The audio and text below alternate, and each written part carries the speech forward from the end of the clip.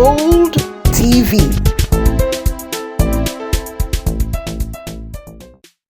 Good morning, amazing individuals, men, women, and all other lovers of this program. Welcome to another episode of Bold TV. Bold TV is a program that is powered by Bold Hearts Initiative, and the acronym BOLD stands for Beautiful Outstanding Ladies with Disabilities. And today we come your way with another interesting topic. We come every Saturday by 10:30 a.m. and we are always here to inform, educate, and sometimes entertain you. So do well to join us whenever we are online. So welcome to today's show. My name is Afyong Etim. I will be your host for today. And with me are three other amazing and outstanding ladies who will be joining me to do justice to our topic. So today we are here with another topic that's, the last time I hosted, I talked about social intelligence. And I'm sure many of you wondered, Shebi, so this intelligence, why is it so plenty? Today we are back with another form of intelligence so that you will know that this thing, you have to go and learn more. Today we are talking about cultural intelligence. Shebi, you think culture is only dancing at a Sorry, there's intelligence to culture. Cultural intelligence. So with me, before we dive into this interesting topic, I will allow my ladies to introduce themselves, and then we will begin to do justice to it, to shed more light on this topic. Okay, thank you very much, Afyong. Good morning, ladies and online viewers. I'm Osaki Teresa Georgiou. I reside in Port Harcourt, River State, polio warrior, volunteer of Fair Care Foundation, member of Bold Hearts Initiative. I'm so glad to be here. I'm a freelancer and a farmer. So happy to be here. Thank you. Hi everyone, a beautiful morning to you. My name is Freki Andrew Essien. I'm based in Port Harcourt in Rivers State, the ED of Fair Care Foundation, public health professional, as well as a woman with many hats. A member of Bold Hearts Initiative, and I identify as a woman with disability because I use a wheelchair from spinal cord injury. It's a pleasure to be here this morning. Welcome. Welcome, Freki. It's good to have you. And my guest for today, for those of you who, tune into our program, often you would have seen her here before. She's been here before to talk about a number of other topics. So we brought her here again to lend her unique perspective to this topic.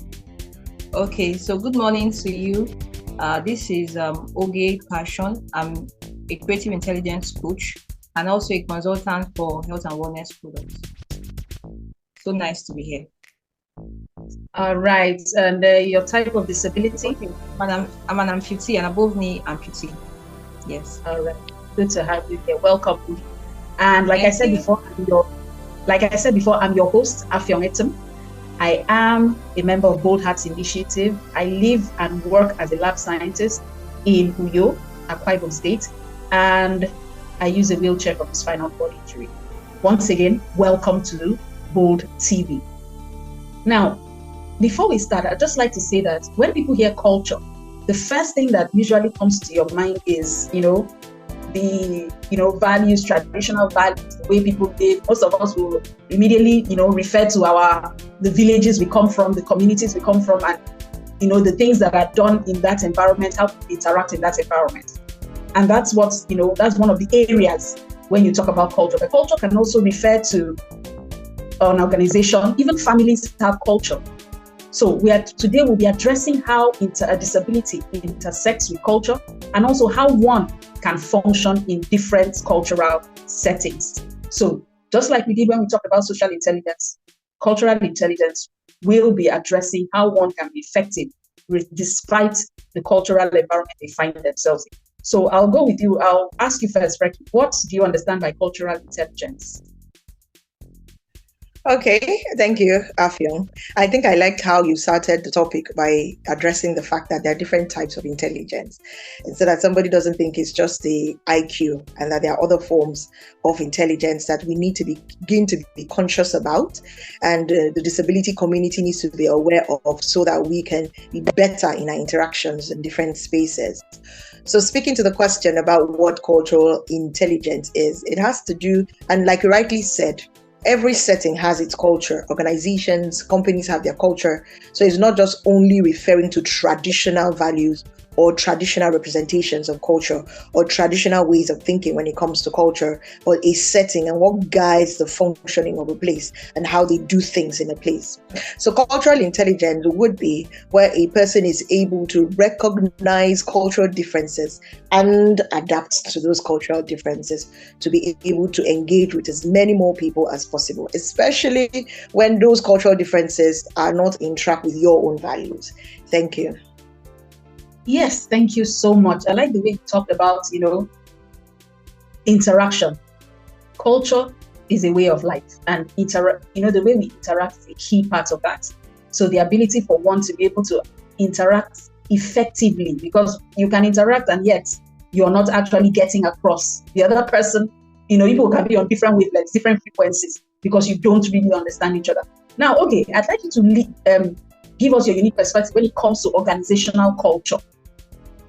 Okay. How does cultural intelligence play in that kind of setting when it comes to organizational culture?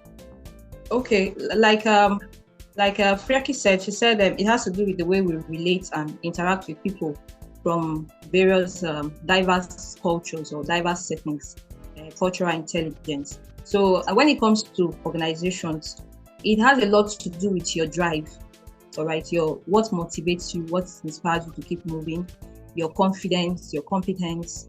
It has a lot to do with having a good knowledge, a good understanding of the people you are working with in the organization and see how you can key in. Sometimes too, your strengths and weaknesses. When you are culturally intelligent, you'll be able to recognize or define your strengths and weaknesses and see where you can put in more of your strength and also where others can help you compensate for your weaknesses. Then it also has a lot to do with your strategy, because when you understand the people you are working with, you're interacting with, you look for strategies that will help you best to function there. And then of course, actions. You'll be able to take the right actions that are necessary to foster growth. So that's the way I see it when it comes to working with people in an organization. All right, thank you. I like you mentioned some keywords: confidence, strengths, weaknesses. These are things that can help you, communicate effectively, can help you, function effectively, regardless of your environment. Freki, you want to say something else? Yes, please. I wanted to add to the context of organizational culture. Think about it like the climate set in a place, in a workspace, in an organization.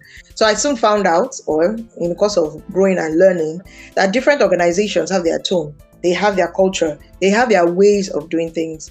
And if you are to engage with another organization, it is important to understand what their culture is, or else you would come with your own perception of what the work culture should be, the work ethics to be, and you will not flow. It will just be a hazardous relationship. Some people have a vibe that is very casual. Some people have a vibe that is so laid back. Some people have a vibe that is, grueling and, and all that. You must understand so that your and for any CEO or anybody listening here, it's important to set your work culture so that whoever comes as an employee will be able to fit in to the culture and the culture of the organizational culture. Thank you very much.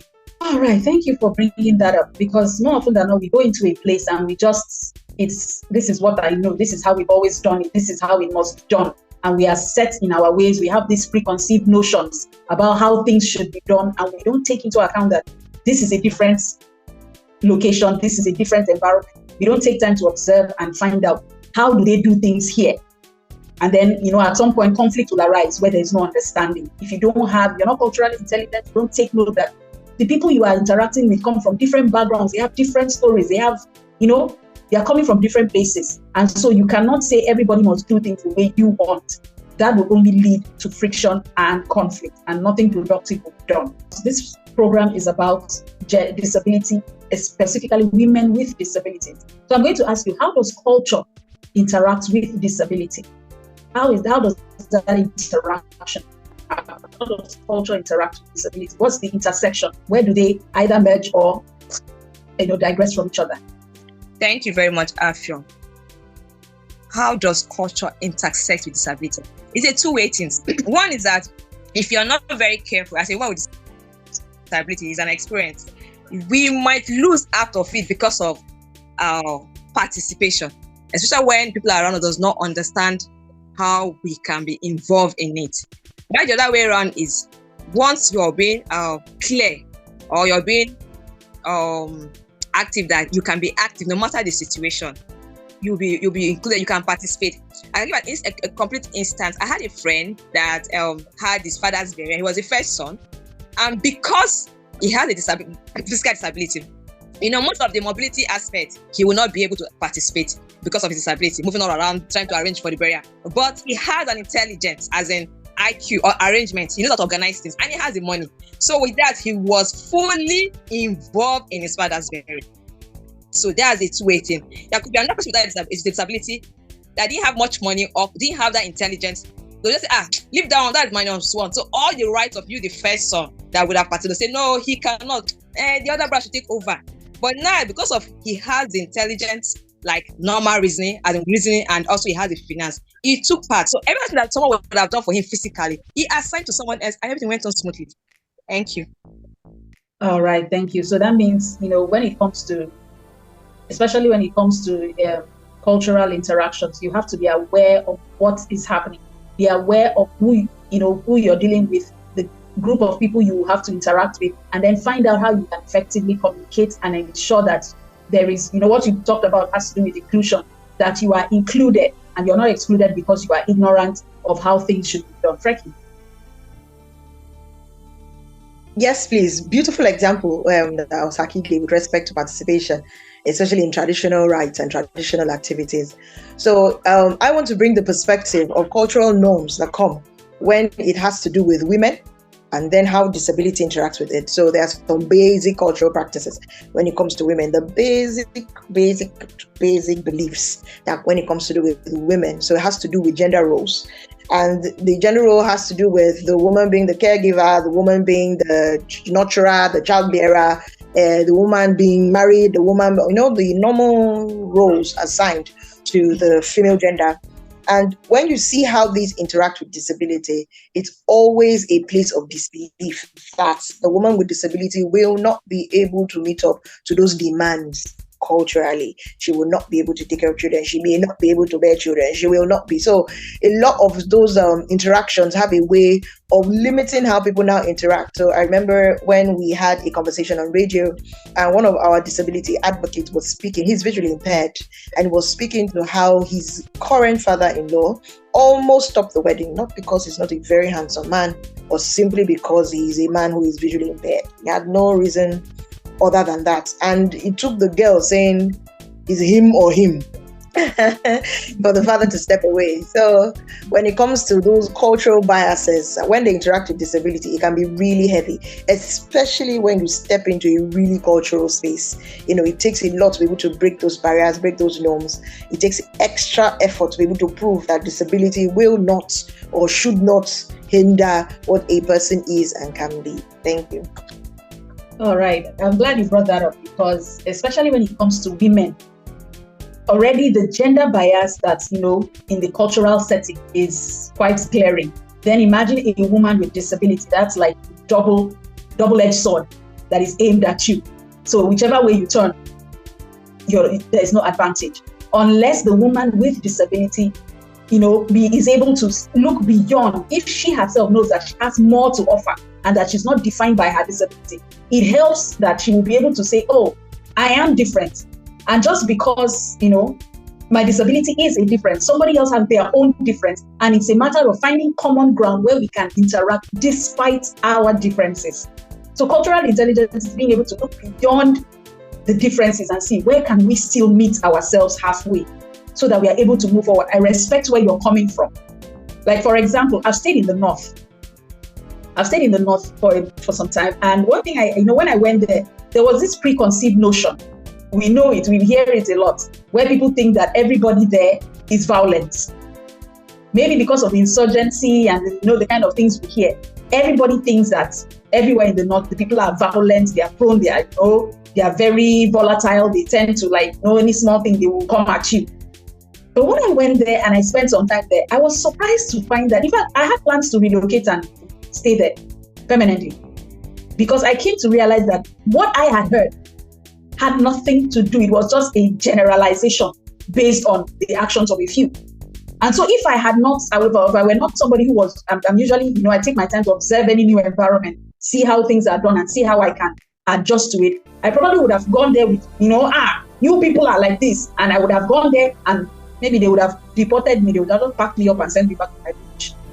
But I found a way to adapt. And I found that, look, it's not as bad as I was told. I know someone who should have gone for internship, but her parents clearly said, as far as it is in the north, you will not go because it's like a death sentence. They will kill you if you go there. And I'm like, Jesus. And she missed an opportunity. In fact, the opportunity came on the platter. She didn't have to work for it, but she said, no, her parents will not agree. And I'm like, okay, I'm glad my own parents don't have a say in this one. We will go and we will do, because they will collect money anyhow. So that's just it. So now moving on, I'm going to ask you, Grace,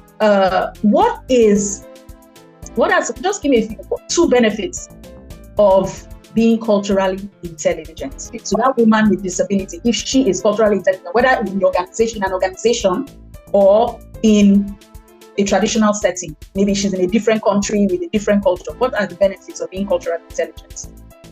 Okay, when you're culturally intelligent, it's going to improve communication because you're going to understand yourselves. The people, you and the people you work with will have a proper understanding. You know your strengths and weaknesses, you know where to delegate, you know which role should be played by who and all that. For instance, in my organization, I do coaching, yes, and then I would have been doing this coaching probably in an office setting or something. But thank God for omnipresence. You understand? So I create courses online and people could come up and do and attend the trainings. If I were to be going there as someone who has a disability, one is that I will not be able to cover a wide range of people from different states and countries because some of them are not even in my locality. You understand? But since I was able to understand cultural settings, and thank God for the internet that had made things easier, all I needed to do was to ensure that I have all my work tools, my work gadgets, things I use online in order to facilitate the training available in the comfort of my house. And all I needed to do was to communicate with them online. So it made things much easier. So communication is one of the vital points in cultural intelligence because it shows that you understand. Without a good understanding, you may not be able to achieve progress or success. Then the second thing is that it also encourages healthy competition.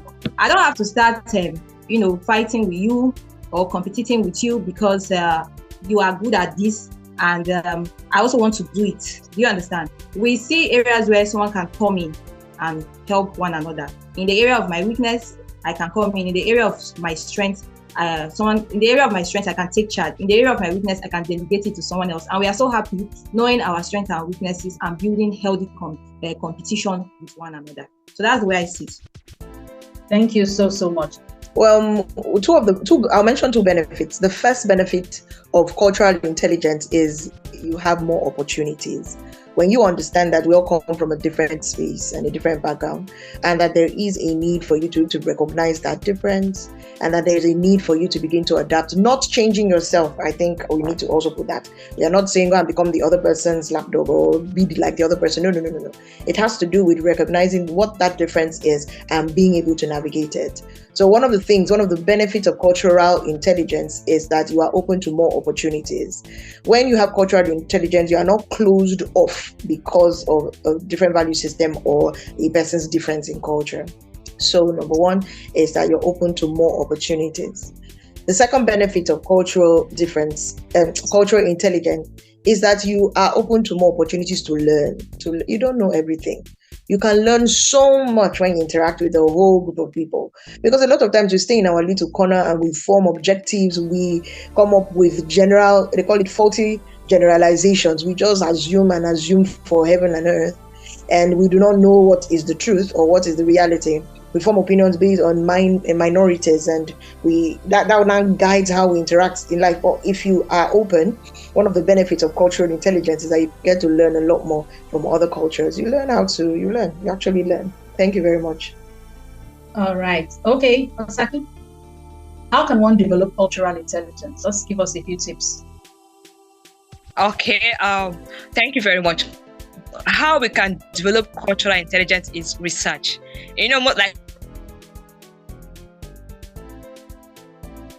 Your story earlier, I said, if you head or even go to the place, one of the ways we can have cultural intelligence is research. Once to research, listen to people's story, ready to accept from where you're from. Acceptance, research, and ready to learn will help us grow into cultural intelligence. Thank you. One of the ways to encourage or develop cultural intelligence is to accept everyone's unique point or opinion. Don't be a know everything person. Allow other people to be able to put in their own way of their own perspective into things. Always ask people what their own contributions are concerning this. You said be open to the opinions of others, other people's perspective. Don't just, say it has to be a particular way. Be open to the opinions and perspectives of others and see how you can work together, inspire, even if you don't agree with them. But listen and be willing, be open-minded so that you can also learn something. All right, Frankie, go ahead. They are components of cultural intelligence, and it has to do with us. Cultural intelligence must come from a place of self-awareness. So one of the things you may want to do is when you're stepping into a place where the culture is different and it's known, know your bias is about what's about to happen so that you will not react, so that you can guard your reaction. Because sometimes we react to things without knowing. So our body language is so crucial because you can be saying something, I'm open, I'm this, but your body is very uncomfortable in that space, and non-verbal communication is powerful, even a lot of times more powerful than verbal communication. So if you are about to do something that has to do with cultural exchange, whether it is by way of traditional culture, organizational culture, just check your biases. So like Osaki said, get knowledge, check your biases about that knowledge. And if it's something that you have to do, just watch it, be self-aware and watch how you respond. The second thing I would like to mention is this, that with respect to, because I spoke about the body and that's how you communicate. So with respect to the head, we're talking about openness, and so that's getting knowledge. So your heart is also important, and that's where the biases lie. So you want to, and perception lies, so you want to really check it out. I think the final thing I would say about cultural intelligence is that whether we like it or not, people will cross our paths. That's what their beliefs are like. Wow. So it is your ability to control that. Wow. That is intelligence. And always remember why you are interacting with a person with a different culture so that you keep it in perspective. And honestly, at the end of the day, if it is something you do not need to do, you cannot manage, step out, you'll be fine. Thank you. All right, thank you. You've said a lot there. 3 aspects of cultural intelligence: the head, the heart, and the body. How you respond. You can tell somebody, maybe you go somewhere and then the person, their culture, they do certain things that you don't agree with, and you're like, while you're nodding your head in agreement, they can see on your face the disgust and the disdain, and believe me, that person will shut down. That meeting has ended before it started. So more than what you say, focus on how you react. Try to calm down, and even if you're screaming in your head, let your body be communicating a different message, because like Ms. Frankie said, body language is over 90% of communication, more than verbal communication. So now let's just, and I'm going to say one thing. When it comes to cultural intelligence, never assume anything. Osaki said research. Always ask for, if someone does something you don't understand, don't assume that they're doing it because of this. Don't judge them based on your own bias. Ask them, why are you doing it this way? So that you can understand where they are coming from. And then maybe you can now say, okay, can you try it this way? And then you both can find common ground. All right, so now we're just going to briefly share one experience that we've had regarding cultural intelligence, where we've experienced, the need to adapt in a different cultural setting. I'm from Enugu State. Actually, I'm from Enugu State, but I was born and raised here in Benue State. So okay. I'm so used to a lot of things, the way that sometimes if I leave Benue, sometimes I fall sick, or I'll start, feeling like I'm missing the weather and certain lifestyles like that I used to place. Then, in order for me to relate, I also want to say I appreciate the kind of business I do, because it's a business that location is not a barrier. I could choose to be at any place. As I'm speaking to you now, I could have plans of traveling, maybe for a project or for an event. I'm not bothered by, I'm not from this place. How can I adapt to this new place? Or I have a disability. No, I will ensure I have things in place to help me as a person with disability, and to ensure that I'm able to deliver very effectively as a coach that I am, not as a person with disability, but as a coach that I am, that people are expecting me to show my professionalism. I will not let my disability in the way and say, oh, I can't do this because of my disability. Rather, I will see to it that I am able to settle everything that has to do with my disability so that I can function well as a coach that I actually am.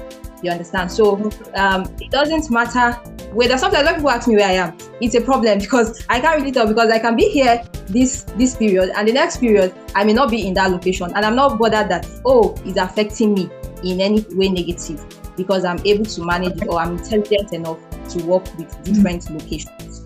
Yes, thank you. I don't know if I answered you. No, you've done a good job. Osaki, all right, go ahead. Your experience, share one experience you had briefly when it comes to cultural intelligence, that interaction. Okay, a brief experience I had on cultural intelligence is an engagement I'm currently going to do. I've not yet done it, but I know it's possible. In my culture, there's this way we dress. We are more of rapper stuff. And someone asked me, how are you going to dress? I said, it's not the issue. You don't have to tie a rapper. I don't need to tie rapper. All I need to do is just to sew it like it's a rapper, but it's not rapper, but it looks like rapper, but at the same time it's a skirt or gown. But you need to know that intelligence of how you are going to cope, you as a lady with disability, because it must not be the regular norms of how people do it, but how we, or as a lady with disability, can cope in that particular situation at that time. Thank you. I like that example you gave, because many times, once upon a time it was like you don't tie the 2 layers of wrapper, you have not started, you don't know tradition and things. But we've evolved so much that now people have found a way to meet the demands of tradition and at the same time be comfortable. So you must be willing to adapt in order not to ensure that you get what you want and the other party, it's a win-win situation. The other party also gets what they want, and then everybody can move on. Frankie, one example, one experience. Okay, so an experience. Please, before I share this experience, let me just say one benefit. I forgot, because we are in this space. One of the benefits of cultural intelligence is that it can help you break cultural norms, especially if they are negative. I really forgot. I need to mention that. For example, the advancements that have been made with female genital mutilation and abolishing it, creating laws that fight against it, is because cultural norms were without people began to understand the role of elderly women, in things like that. So without dragging it out in our space, the third sector, cultural intelligence helps you to break cultural norms that are negative. And a lot of times, those are the things that we fight, that create barriers, that create restrictions for women with disabilities. Okay. Now, when I traveled to the States, one of the times that I traveled, one of the things that I realized, it was a cultural shock to me, because in Nigeria, if you're moving, people don't ask you for permission. They will just start pushing you. And you're the one that will either be like, why are you pushing me? Or thank you, depending on the need you have for it.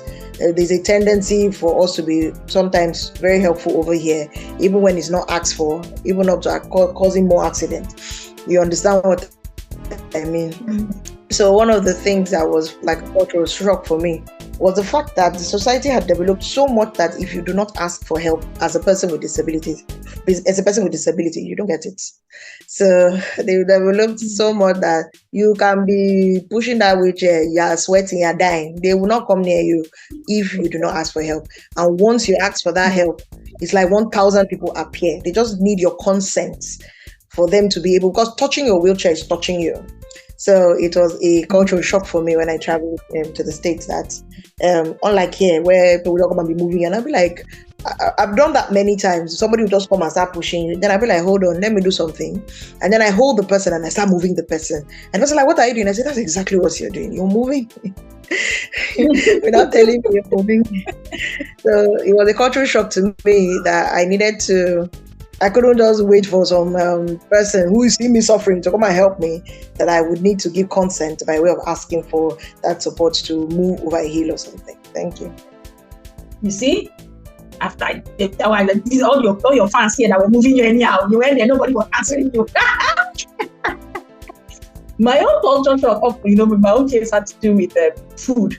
I remember, when I was not, once I entered a taxi and I saw a lady eating something, and it was like, in newspaper, like all these things, small chewables, and I was like, what are you eating? And she opened it, and what did I see? Grasshopper-like things inside there. And I was like, hi, somebody eating grasshopper. I know at that time, I did not hide my expression. The disgust was on my face for anyone to see. Maybe if I knew what I know now, I probably would have schooled my features, made sure that, she didn't see how disgusted I was. And then she was like chewing it and, just putting it down like groundnuts. And I'm like, how? it's a delicacy up north where they fry it's locust. They catch it when it's in season and then they fry it. In fact, you can see like a whole street lined up with people frying like akara. It's as if they are frying like a whole street, women lined up. And for me, it was a shock. The way people were rushing, it was as they rush it, as it's not a joke. I had to adapt to the fact that this is how it is here. It's different from where I come from. So there's nothing I can do about it. I didn't eat it, but I bought it for those who liked it, but I didn't eat it. So you will go to different places and you find that this is what happens. You find totally things that will shock you and you're like, that's what they be here. It's like going to France. And the method of greeting in France is they kiss you on the cheek. Someone will just hold you and like, on your cheeks. And that kind of physical contact can scare you. You're like, what's this person trying to do? I'm like, what is it? So if you're not culturally intelligent, like you don't know what happens there, you can offend somebody because the person is trying to be nice. So that's what happens. So cultural intelligence is very key to how we interact. And I hope that, from what we've been able to share here today, we will be able to go back, and whenever we find ourselves in a different setting, we'll be able to stop first, listen more than we speak, and then ask ourselves, how can I navigate this situation? How best can I interact without causing offense and without also, breaking down communication? So ladies, I'm grateful and I'm very thankful for your insightful contributions to today's topic. And I believe we've done some justice to it. We've not exhausted it by any means, but we have been able to let someone out there see things differently and, possibly do better and open themselves up to more opportunities. So ladies, thank you so much. I appreciate you.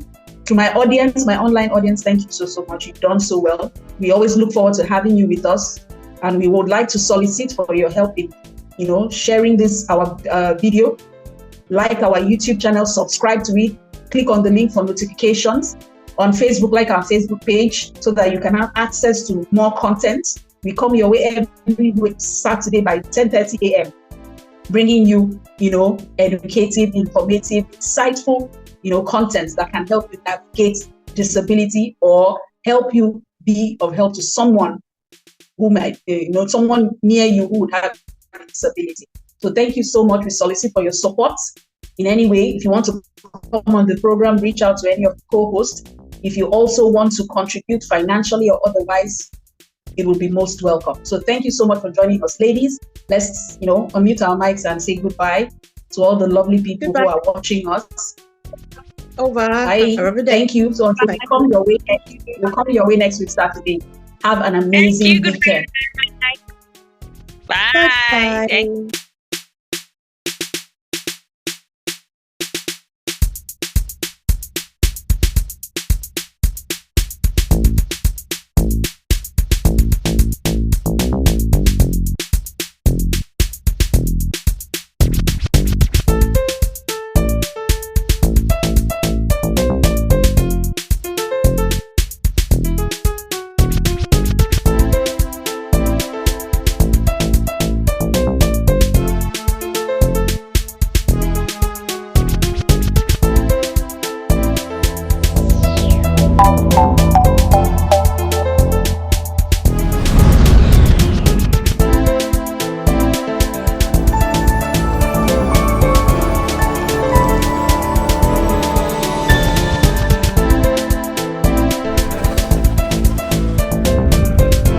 This is Bold TV.